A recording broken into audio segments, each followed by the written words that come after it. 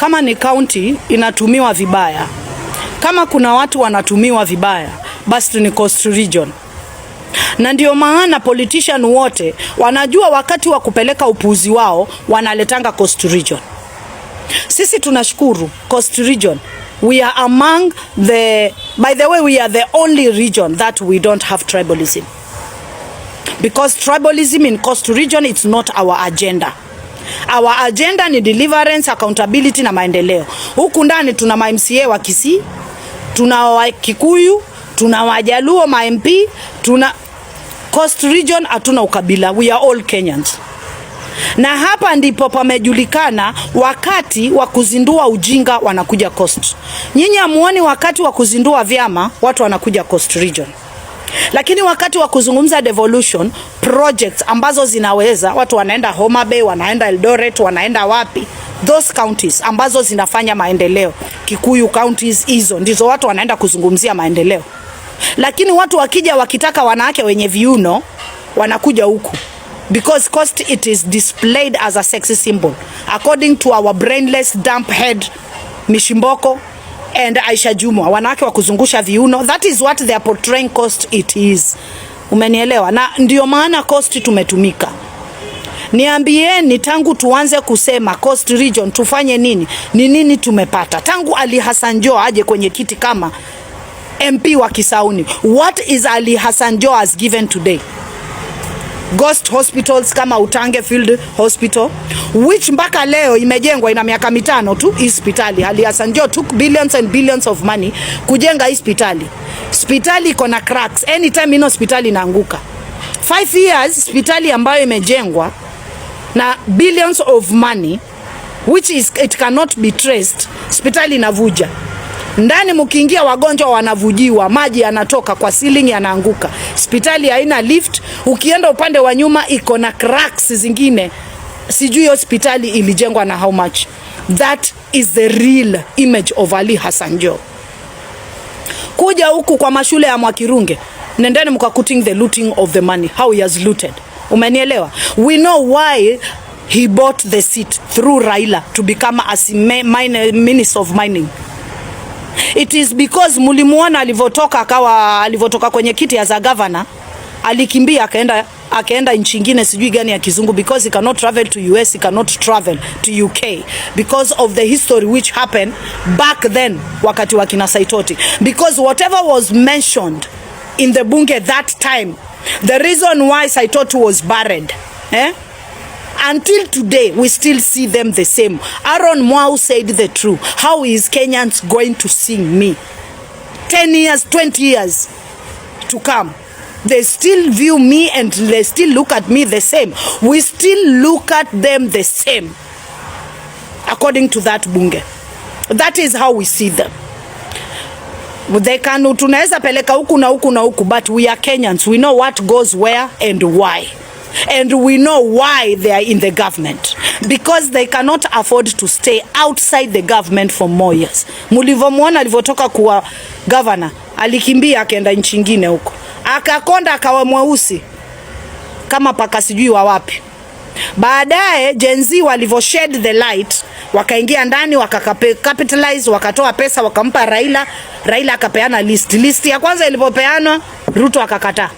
Ruto kama hangemweka Ali Hassan Joho na yule mwenzake kwa government na hawa wengine, leo Ruto angekuwa kwa kiti. Because you know ODM, they have no agenda. And that was why they have stayed as a constant party as ODM for so many years. Because they don't have any agenda, they don't have economical agenda, they don't have deliverance agenda, they don't have any agenda in Kenya. And that is why ODM has stayed constant. Kusumbua government, to get inside the government they have never voted, and to have a lot of power with no accountability. That is Raila, and he has been our problem from the first to the end. He has never achieved anything.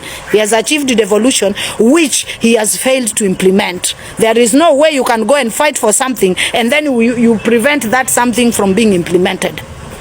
So now, watu wa Mombasa, mumetumika na mutazidi kutumika, na I will always be here kuwaeleza how vile munatumika.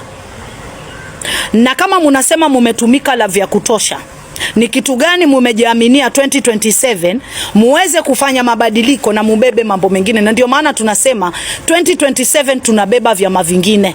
Hata kija ni chama kina nembo ya sufuria, kija na nini tu, hicho ndio chama tunabeba. We are not carrying ODM anymore. We are sick, tired and dusted with ODM. They have been looting in Coast Region. We are suffering more than we can take. They have been keeping leaders ambao ni businessmen on the seat ambao hawatusaidii, na tunaona wazi hawatusaidii. Just because Ali Hassan Joho can fill the podium, can fill the field kwa kutoa shilingi 200-500, it does not mean we love him. We hate him like forever, and we can talk. And just because Ali Hassan Joho anaweza panda kwa meza akasema so and so and so, he does not speak for the rest of the Coast Region. Lakini saa hizi wameanza kupiga ngoma za ukabila, wameanza kudivide Mijikenda na Wabara so that they can get the vote. We are not falling for those. We are not falling for those, because this is what I know. In every 4 years term, there is a revolution which is happening in Kenya. During Moi era tulikuwa na revolution ambayo tulikuwa tunamleta nayo Kibaki. Democracy, multi-party, constitution na taxation ambayo tulipe ushuru tujitegemee. Tuliileta na ikawaka. During Ruto Uhuru time regime, we were not voting Ruto and Uhuru for anything because Kibaki showed us the path of which you are supposed to go, economy. We voted for Ruto and Uhuru to save them from Hague. That was the revolution in 2013. Because ukiangalia Uhuru was not bringing anything on the table. And they went on the meeting. Wakasema if we are not going to be voted in 2013, they will go to Hague. So we voted to save Ruto and Uhuru, kuwapeleka Hague because of their crimes. In 2017, it was about saving Ruto, I don't know, and Uhuru reclaiming back their seat and putting Raila away. Nothing tulikuwa tunavotia. By the way, kama kuna government imetumes, ni government ambayo president amekuwa Mama Ngina. Kama kuna government which has created the mess, the one we are in right now, it is Uhuru. And that is why whenever I look at that man on the TV when he's talking, because he cannot relax, I'm just disappointed with passion. And I find amusement. I really get amused when Kenyans are listening to Uhuru today. And Uhuru can come in the government, in the podium, take a mic and comment about the current government. While where we are right now, it is because of Uhuru. He has looted 6.4 trillion. It's not a joke. Na 6.4 trillion, hata akuwe rais gani, he cannot rectify those public debts with 5 years. So, ninio revolution ya Ruto alikuja na kuchukua power from the state dynasty to the mwananchi. The promise ya mama mboga na boda boda, creating a Kenya for many, not Kenya for the few.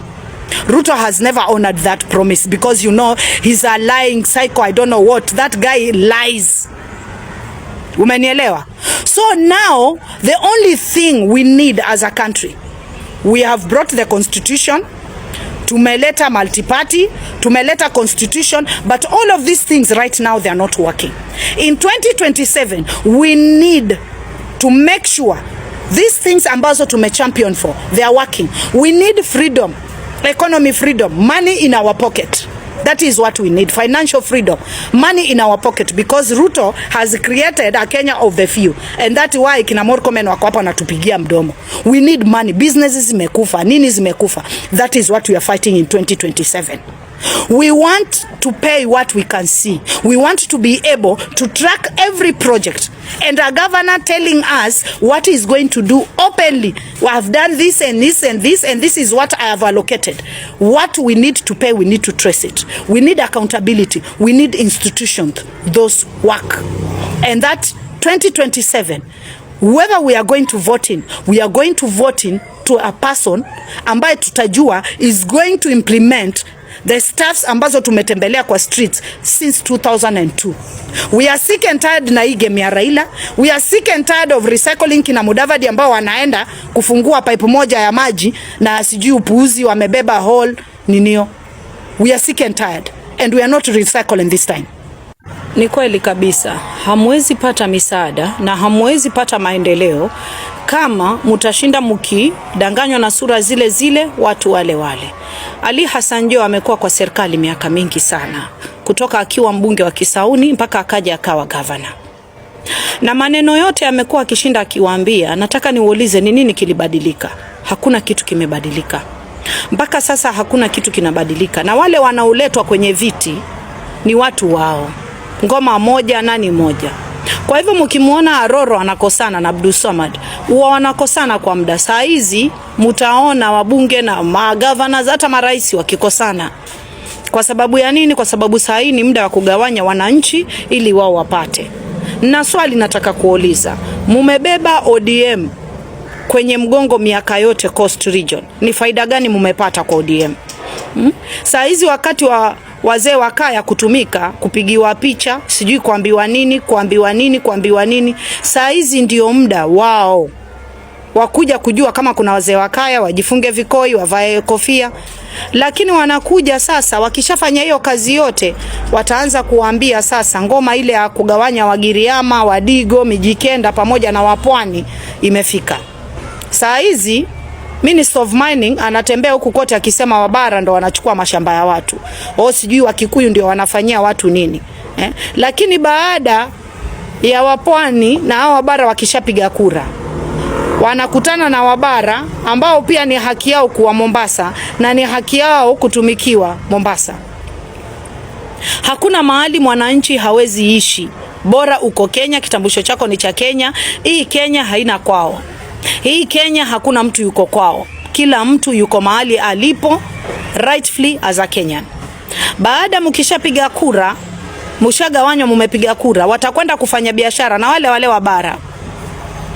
Mijikenda mbebakishwa na nini? Hasira na njaa zenu. Baada ya miaka 4 ndio mnabebwa tena. Nionyesheni meza ambayo Mijikenda wanakwenda wanazungumza na governor kama vile wanavyofanya Wajaluo, Wakikuyu na Bagusi. Hakuna. Na hivyo ndio mchezo mumekuwa mnachezewa miaka nenda miaka rudi. Juzi nimeona vijana wakimbizwa huku. Vijana waambiwa mateja wakimbie, sijui wafanye mazoezi, sijui nini na nini na nini. Hamuwezi letewa shida na watu wale wale. Alafu watu wale wale walowaletea shida, watu wale wale waje wawaletee suluhisho. Haiwezekani. Hakuna vile Minister of Mining anaweza zungumzia kuhusu wizi wa mashamba wakiwa na kina Speaker, wakiwa na kina Abdul Samad, wakiwa na kina Mohamed Faki, kina Machele, kina Badi, Mwinyi, wote wazungumzie wizi wa mashamba na wao they are very invested in it. Nenda ukakutane na nyumba ya Speaker iliyojengwa Nyali. Nenda fanya research. Angalia hiyo nyumba na hicho kiwanja kilitoka wapi. Nenda ukaangalie msikiti ambao unaitwa Kulthum ambao unaambiwa ni wa msikiti wa Minister of Mining. Do research. Angalia hicho kiwanja kimetoka wapi. Kuja huku MCA wao kina Katana kina nani, nenda ukaangalia wamejenga wapi nyumba. Nenda Jomvu kakutane na Badi vile amejilimbikizia viwanja. Kuja huku mbunge wetu kumeoza kumechachama. Sasa watu ambao they are invested in the same thing wanaweza aje kuwapatia nyinyi uhuru wa mashamba yasiibiwe? Kama tunavyojua na tunajua wazi na kutamka ni kwetu, ni haki yetu. Kama tunavyomjua Ali Hassan Joho ni mwizi. Is a guy who has been involved in a lot of graft cases. Hence utajiri wake umetokana na nini? Pesa ya mwananchi. Tusidanganyane ati biashara ni nini. Ni pesa ya mwananchi. That guy is a looter. Whenever you see him somewhere, he's not there to bring deliverance ama any change. He's a looter. And that is why I'm telling you, when you meet people who are learned, there is a difference between people ambao wako educated na learned. You can be educated but you are not learned. But saa hizi Mombasa mkiangalia na kaunti zingine, mnajua tofauti ya kuongozwa na watu ambao wana ilmu ya dunia na akhera. People who are not learned, they do like the way Ali Hassan Joho does. Looting and looting. Wakati Mvuri alivyokuwa Minister of Mining, mlimuona akishughulika na mambo ya agriculture? Mlimuona akishughulika na mambo ya barabara sijui na mashamba?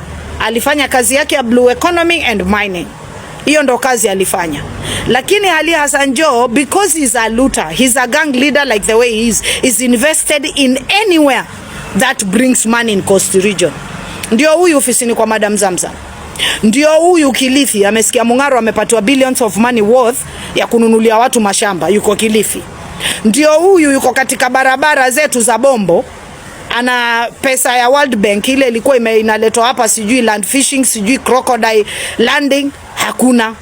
Looted, gone 400 million, it is gone. Wametuchimbia mabarabara huku Bombo, hakuna kitu wamefanya. Watu wake wa mkono ni MCA wake Patrick Mbele na wazee wa mitaa kadhaa huku, na Majaoni Land Settlement Team ndo walikuwa co-host wa governor wakija the title deed saga in Majaoni.